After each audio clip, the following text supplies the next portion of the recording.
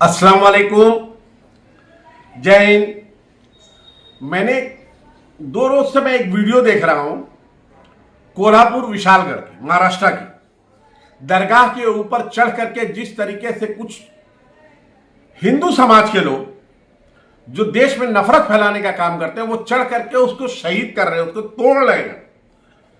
आज तो एक वीडियो मैंने देखा कि उसके दरगाह के अंदर जा करके जय श्री राम का नारा लगा करके वहां की सारी दरगाह को तोड़ रहे हैं।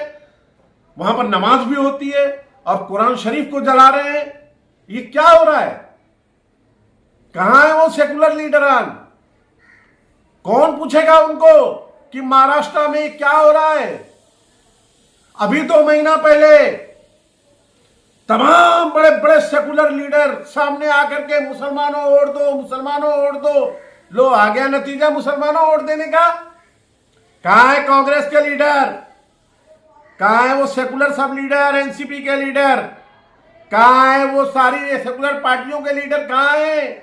कौन पूछेगा? चिल्ला चिल्ला के जय श्री राम का नारा लगा करके कोल्हापुर में जो विशालगढ़ की दरगाह उसको तोड़ रहे हैं। बोलते हैं इलीगल है। इलीगल है तो तुम्हारा बाप का राज चल रहा है कि तुम तोड़ोगे? अरे सरकार देखेगी, महानगर पालिका वहां की देखेगी। तुम कौन होते हो? और मैं इम्तियाज जलील को बहुत मुबारकबाद दूंगा, अबू आसिम आदमी साहब को बहुत मुबारकबाद दूंगा, और वारिस पठान साहब को, जो यही लोग आवाज उठा रहे हैं। मुसलमान ही तुम्हारी आवाज को उठाएगा। अबू आसिम आदमी साहब ने तो यहां तक कह दिया कि मैंने वहां के ऑफिसर को, कोई ऑफिसर है उसको फोन लगाया और मैंने कहा कि मैं अबू आसिम आदमी बोल रहा हूं। फोन काट दिया और उड़ दो झोला भर भर के। अरे कोई नहीं। जिस तरीके से वो दरगाह को शहीद किया जा रहा है, मुझे बाबरी मस्जिद की याद आ गई। बाबरी मस्जिद को भी इसी तरीके से शहीद किया गया था। और उस वक्त कोई किसी की सेंट्रल में जो सरकार थी वो नरसिम्हा राव की सरकार थी, कांग्रेस की। महाराष्ट्र में कांग्रेस की सरकार थी, उत्तर प्रदेश में बीजेपी की सरकार थी। लोगों ने यह वादा किया था कि बाबरी मस्जिद को धक्का नहीं लगेगा और मुसलमानों तुम्हारे साथ हमेशा धोखा हुआ और फिर धोखा हो गया। महाराष्ट्र की सरजमीन पर ये जो दरगाह को तोड़ने का जो लोग काम कर रहे हैं, मैं तमाम कांग्रेस के लीडरान से पूछना चाहता हूं कि क्यों नहीं बोलते आप? मुसलमान ही बोलेगा, मुसलमान का ही कलेजा फटेगा, क्योंकि वो मुसलमान है। तुम्हारा कोई हमदर्द नहीं है। इम्तियाज जलील को हरा दिए, घर में बिठा दिए, कलेजे को ठंडक मिल गई। वहां क्यों नहीं कहा कि उलमाओं ने और तमाम दानिश्वरों ने इंडिया अलायंस के लोगों से कि एक ही मुसलमान कैंडिडेट है पूरे महाराष्ट्र में 48 सीट पर। अरे वो जीत करके इंडिया अलायंस को ही सपोर्ट करने वाला था, उसको घर में बिठा दिए। अब तुम्हारी आवाज कौन उठाएगा? महाराष्ट्र की मुसलमानों की आवाज कौन उठाएगा? विधानसभा में अबू आसिम आदमी साहब है, वो बोलते हैं तो उनको गद्दार बोलते हैं। उनको भी पीछे लोग लगे रहते हैं, उनको भी घर में बिठा दो। नसीम खान को बिठा दिया।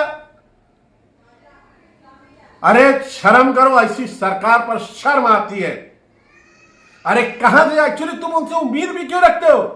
अरे हमने तो उसको वोट दिया है अभी एमपी के इलेक्शन में, जिन्होंने कहा कि बाबरी मस्जिद हमने गिराया, हमको गर्व है। फिर भी हमारे लोगों ने कहा कि इसको वोट दो, इसको वोट दो, दो और दो और दो और दो। अरे मुसलमान लीडरशिप पैदा करो,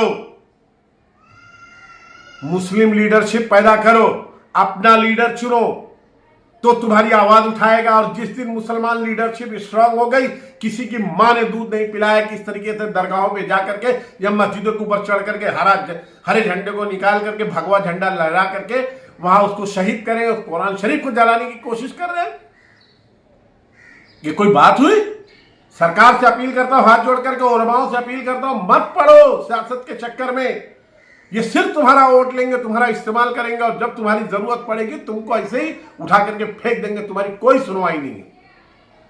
मैं महाराष्ट्र सरकार से अपील करता हूं कि जो लोग विशालगढ़ की दरगाह पर जाकर के इस तरीके की हरकत कर रहे हैं, फोटोग्राफी है, फोटो है, उनके ऊपर 302 का मुकदमा चलाइए।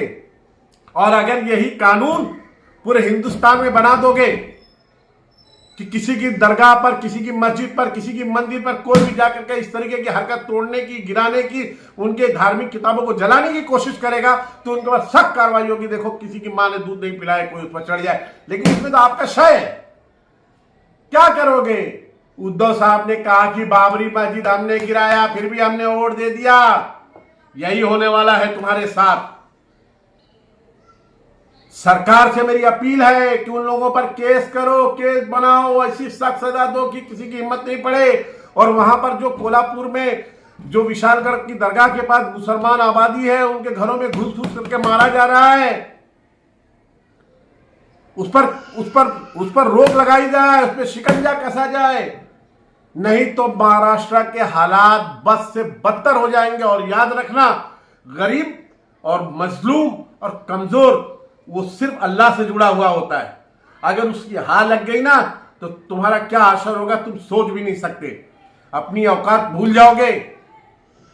बहुत घमंड है आप लोगों को कि पुलिस की मौजूदगी में दादागिरी करो, मुसलमानों के घरों को तोड़ो, कुरान शरीफ को जलाओ, उनकी बहनों की इज्जत आबरू को लूटो, दरगाहों पे चढ़ करके दरगाह तोड़ो, मस्जिद को तोड़ो, यही सब करो। मैं सरकार से हाथ जोड़ करके अपील करता हूं कि इस कार्रवाई, जो लोग इसमें लिप्त है, जो लोग शामिल है, उस पर सख्त से सख्त कानूनी कार्रवाई की जाए।